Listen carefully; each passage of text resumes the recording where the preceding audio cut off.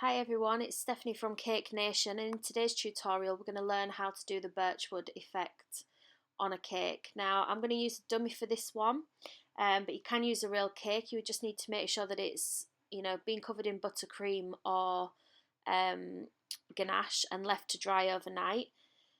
First we're going to cover the top of the cake or the dummy. So I've got a 8-inch dummy here, and I'm just going to paint a little bit of water on the top so that it sticks, and then just place this over the top. Now it doesn't have to be too neat because it is a wood effect, so it doesn't need to be smooth or straight. And we're just going to stick that down and just smooth over the top. I've got my stitching tool here, and we're just going to create some lines coming into the centre of the cake, and then just some smaller ones just all the way around the cake, and then just some lighter lines in between what we've already done.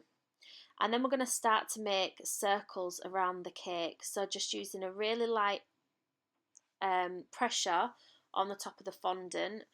The circles don't have to be perfect, they don't have to be neat. This is a wooden effect, so obviously it's not going to look perfect. You just need to keep building up the circles and gradually bringing them into the centre of the top of this cake. Now there is going to be a 6-inch cake that's going to sit on top of this, so usually if there was another cake sitting on top, I would only work sort of maybe 2 inches in from the cake, because there's not much need to do the rest of it because it's not going to be seen. But obviously if this was the top tier of your cake, then you need to carry on going until you get to the middle. I'm going to take some more of my fondant and I'm just going to roll out a strip. Now it doesn't need to be too thin because we are going to be making marks in it for the wood effect. And I'm just choosing to sit this on now a 10-inch drum, just so that the cake's got something to sit on. So make your strip and cut the line at the bottom to make it straight, and then we're just going to press this onto the cake drum. Now again, I've just used water, and I'm going to use scissors just to trim off the excess. Don't worry about the join at the top because we're going to blend that in anyway, so you won't be able to see that. Just make sure that you've pushed it on to the cake or the dummy properly, and the lines that we've used here at the top, we're just going to then bring those down into the fondant that we've just put on, and then just creating another line around the side so that it blends that in. Now the fondant that I used was purposely not long enough for the dummy, so we're going to roll out some more. Again, cut a straight line off at the bottom, and then we're going to stick this on to the dummy. Now it is going to overlap what we've put on, but that's the effect that we're wanting as well. So again, just a little bit of water to stick that on. And we're just going to push that in place and then trim off any excess from the top. Just the same as what we did the other side. And you want to push it into those grooves that have been made from where the other fondant's been on.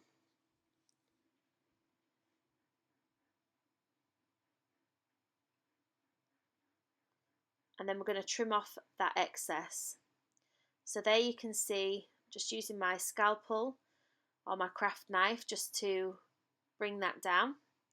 And then we're just going to push that in gently. Again, it doesn't have to be too neat because this is a wood effect, so we do want the imperfections on the fondant. And again, we're just going to do the same for the other side. And then again, just push those two together.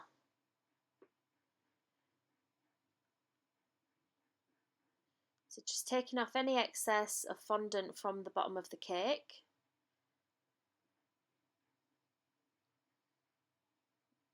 And then just using your smoother, what I use for sharp edges, just to push the fondant onto the cake properly and take any, large stuff that shouldn't be there. And then we're going to work some lines down onto the cake and blend in the top again, just by creating another larger circle around the edge of the cake, bringing in the lines that we did from the top down onto the cake.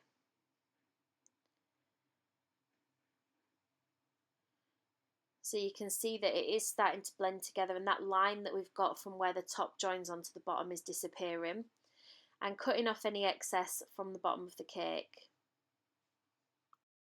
So then we're going to use our balling tool just to create some holes in the cake. You don't want too many of these, but you want to mainly focus some of them around the bottom of the cake and some at the top. Try to equal it out a little bit. And then we're going to use the back of our stitching tool just to create some lines. Now again, these don't have to be too neat, but they do want to be spread out throughout the cake equally, all of different sizes and different lengths.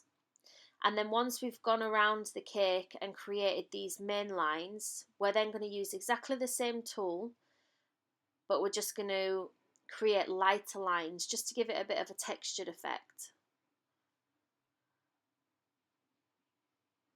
So just going over any of the lines that you've brought down, and then you can see I'm just going back and forth just with the really light lines. You probably can't see them too well at the minute, but once they're coloured, they're really going to stand out and just add to that texture that we're trying to create. Once you're happy with the texture that we've created, we're going to take our craft knife and then we're just going to cut into the cake. Now you don't want to be going too deep, but this is why we kept the fondant a little bit thicker. And you just want to sort of run the craft knife down and then pull out what you've taken off. And then that's just going to give us the effect of the bark coming away from the tree. Using this technique is what actually won me my bronze at Cake International in November last year. It is quite a nice and easy technique to use. Anybody can use this technique and come out with a fabulous cake. Make sure that your bark's not coming off all in the same direction, so you want to take some and do it the other way. And be careful not to go too deep into the cake. So once you're happy with what we've done so far, the holes that we created, we're just going to take some balls of fondant and we're going to pop those into the holes. And then use again the back of the stitching tool just to create loads of little dots. And again, this is just going to give our bark effect a little bit more texture. And we're going to be able to colour these once we start starting to colour the cake. So around the circles that we've done, you can create some more circle lines if you wanted to. And you just need to keep building on this until you're happy with the look that you've got so far. It can be a bit difficult because it does look completely different once it's been coloured, but just keep working it until you're happy with the look that you've got. You can always add a little bit at a later stage if you really wanted to. Just going to put some more of the bark coming off at the top. And then once you're happy with the marks that you've made, we're then going to go on to colour in the top of the cake. For the top of the cake, we're going to take a large paintbrush. So we're going to use a small paintbrush to put the paint in the grooves that we've made. And then we're going to use a larger paintbrush to mix that in. Now you can use a pastry brush or a paintbrush, but obviously it has to be specific for cake use, nothing else. So first we're going to take the dark brown, and you need to mix it with quite a bit of water because you want to be able to mix this in with the rest of the cake. And we're just going to colour in the grooves that we made first. Now you don't want to colour in the circles, just the lines that are going to the centre of the cake. And then we're going to take our big brush that's been dipped in a little bit of water, and we're going to start to move around the edge of the cake in a circular motion, bringing that colour right into the centre. And you can see it's picking up the little grooves that we made earlier on. You might need to pull your brush up just to get some of that colour out. And at first it's just about building up the colour. So don't worry if you're taking too much off because we're going to add some more later on. And you want to make sure that this colour covers the lip that we've made around the top of the cake. And I've just got some kitchen roll and I'm just taking off any excess water that's on the top of the cake. And then I've got some honey gold, and I'm just going to paint this in patches, in circles around the cake, and then we're going to blend that into what we've just done. You might need to just add a little bit more water if it's not blending in properly, but you can see it's starting to look a bit more wood-like. Any of the lighter patches, just put some more of the paint on, and then you can repaint on your grooves, and again just a circle in the middle. Don't worry if you go over the lines too much, because we are going to blend that in, so you're not going to see it too much. So you can see I'm just working in the colour, and it's starting to look a bit more natural. Once you're happy with the cake, we're going to take some dark brown and we're going to apply this to the lip of the cake. So we're just going to make sure it's quite watery again, and we're just going to paint this around the edge of the cake. We are going to blend this in, but I just think it gives the wood more of a natural look.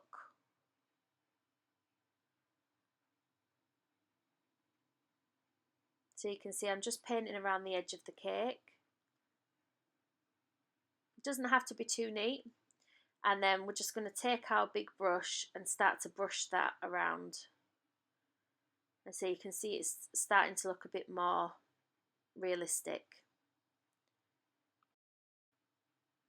Once you're happy with that, we're going to then start to work around the side of the cake. So with the dark brown that we've got, we're going to colour in the big grooves that we've made on the cake. Again, you want to have plenty of water in here. And then we're going to colour in the lines that we've got coming down as well, because these are going to be the darkest bits on the wood. We're not too bothered about the flecks that we've made coming out, and we've just got the same big brush again, and we're just going to brush that on to the cake, and it's going to give us quite a nice background colour. Now if you feel it's going too dark, all you need to do is brush off your brush, add a bit more water, and then the areas that are going too dark, just re-go over that area and it's going to pull that colour off. So again, just painting in the bigger lines that we've done and the deeper lines that we've done. And then using the brush just to bring that colour around the cake. Now this kind of effect looks really nice as a wedding cake. It looks really nice when it's just on its own, or with a nice floral display that's on the front of it. If you wanted to put some of these initials in before we get to this point where we're colouring the fondant, you would ideally do it after you've put on all the little lines, because there is going to be some lines behind the initials that you're going to put on. And you would draw your love heart first and then just put in your initials. It's really simple to do. And at this point that we're colouring it in, you would then go back and do the dark brown in the letter and the love heart that you've put on there. So just keep adding the darker colour onto the fondant and using your brush just to pull that around the cake. Doesn't matter, as there you just saw there was like little droplets of water coming down, because it is all going to get blended into the cake anyway, so you're not going to see that in the end. The areas that we've pulled up, don't be too scared to go over those. You can go over those and just push them back down, and then once you've coloured it, you can just go back with your craft knife and pick that up to put that back in place so it pulls out. We are going to leave it to dry overnight before we go in and add colour to those parts anyway, because they can be a bit fiddly and they can come a bit loose when you're doing it when it's wet, so it's best to leave it to dry. Don't be worried as well as if in the darker areas that you've not got any colour left. At the moment we're just trying to get the nice base colour on that bottom tier before we go in and add that other bit of detail. Once you're happy with the base colour that we've got, we're going to take some spruce green and we're just going to add that to some of the areas on the cake. This just again gives it a little bit more of a natural effect, because quite a lot of bark does have mould on the side of it. So it just sort of gives that effect just in a little bit of colour. And now if you wanted to make edible moss to go around this cake, the best thing that I found to use, if you get digestive biscuits and crunch them up till it's a really, really fine powder, and then colour those in spruce green, a bit of black. I tend to split it up into 3 elements. Colour 1 spruce green, 1 black and 1 of a lighter green. And then you just mix them all together and it gives a really lifelike moss effect. So you can see I've just put the spruce green in some of the areas. Taking my stitching tool just to pull out the bark that we've got, and I'm just painting it on in some parts and then just brushing it in so you can just see that little bit of a green tinge that it's got. Once you're happy with what we've got so far, it's at this point we're going to leave the cake to dry. Wash your brush and dry your brush, because the next time that we come to work with it we're going to be working with a dry brush. So just pop it to one side, and then I think I left mine overnight and came down the next morning. And what I'm going to do is I'm going to re-go over those areas with just the dark brown and refill in the darker grooves that we've got that come around the cake.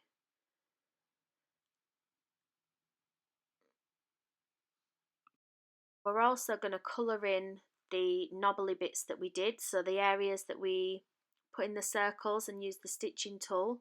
We're going to colour those in quite in a dark brown. Again, add plenty of water to it, because the dry brush that we're going to use is then going to be able to pull that colour along the cake a lot better. You can see that it's pulling the lines that we've drawn on in quite a nice effect.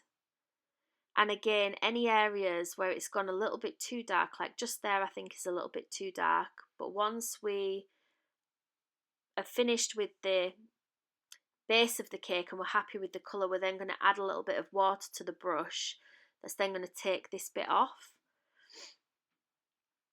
So the areas that we flicked out, again I'm just taking a darker brown and I'm just colouring in that section there, and then we're going to take our brush and just brush over that slightly. It's going to hold its shape because it's had time to dry. And just be sure to add in plenty of colour, because you want it to colour both sides as well. And be careful just to stick your brush underneath and pull that colour out. And we're just going to work around the whole cake doing this same method, colouring in the darker flecks that we did, the deeper flecks, and then colouring in behind where the knobbly bits and behind the pieces of fondant that we took off. Now the pieces of fondant that we've had coming out, you need to make sure that you colour both sides. So you've got the part that's white that you can see there, and then you need to colour the other part, which is the flick part, because otherwise you're going to be able to see that white and it's not going to look natural. Again, make sure that the brush is dry for this bit. You don't want it too wet because it's just going to rub off the colour that's already there. And we're not looking to remove any colour at the minute, we're just looking to add more depth. So at this point it's just about working the colour and the texture until you're happy with what you've got. Once the colour's finished like this, we are going to go in and dust certain areas anyway. But it's nice just to get the base colour right with the paint. So you can see there that I'm painting both sides of that fleck that comes out, and just lightly using my brush just to go over that and tucking it in that side and then pulling that colour out.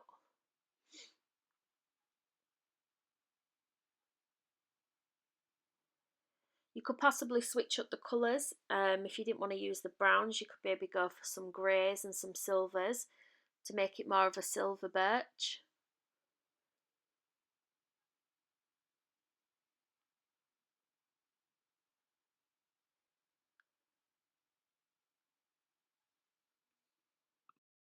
All of the products and tools that I've used I will put in the description box below. I also have a rose tutorial that would go really nice with this cake. If you just did a few roses in maybe like a pastel colour, that would look quite nice.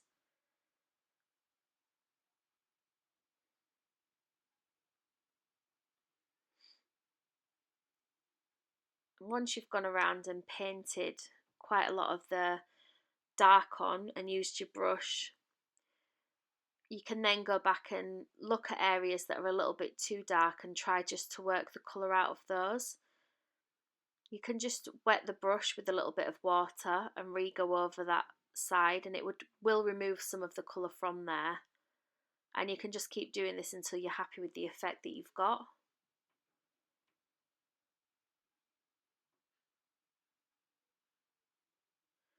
So now I've just got some of my brown dust and I've mixed that with a little bit of black. I've done that so that we can have different shades of brown throughout the cake, and going over the knobbly bits with the bit of the dark brown and a bit of the black in the middle just gives it a little bit more of a natural effect. You don't need to wait for the cake to dry before you do this. It's probably better if it's a little bit damp because it gives the dust something to stick to. So just keep adding colour until you're happy.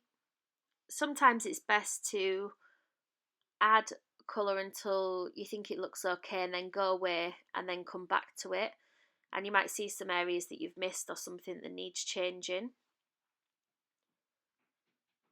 But it's really, really hard to go wrong on this cake just because doesn't have to be precise. You know, any shading of the areas is going to make it look natural anyway because it is a wood effect cake. And you can use the dust in the grooves and around the bottom of the cake as well to give a little bit of a shadow, so that once you add it to the top tier, to a tier of a cake, it just looks a little bit better. And you can brush the dust on the flecks that are coming out as well. It does look quite nice.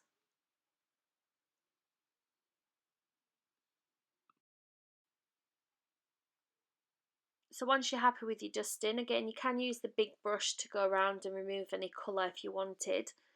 You just need to dip that in a little bit of water and start to work that around the cake. Just going around the cake and just checking what it is and where you need to just touch up again. You see a little bit of water and just dabbing off the excess and then just removing that colour. You can see it just comes off quite easily and it blends into the cake quite nicely.